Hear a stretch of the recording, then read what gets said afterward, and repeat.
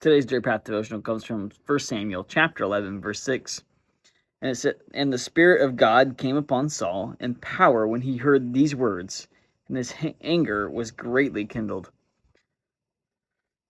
Saul, who's already been anointed to be the king over God's people, gets word that there's a group that's trying to make that the Israelites are trying to make a treaty with, and their response to this attempt to make a treaty was, "Hey, I'll make a treaty with you if we can gouge out all of your all of one of your eyes, and then we'll make a deal," right? And so Saul gets word of this, and he gets upset. He gets angry, and it tells us in the text here that he just doesn't get angry, but the Spirit of God comes on him first, and then his anger is greatly kindled.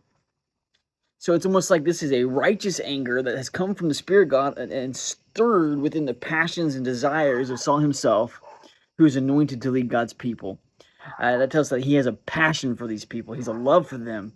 And just hearing how this other nation's treating them has awoken that anger in him. And what the lesson for this is in this, is that anger is an emotion. Anger itself is not evil. It's how we respond in that emotion. Jesus got angry in the temple and turned over tables. Here, Saul is angry when the Spirit of God comes upon him when he hears these news. If you hear your spouse or your significant other is cheating on you, that's going to awaken anger within you, and it should, because they are violating your trust. Your car gets stolen. It's probably going to awaken anger within you.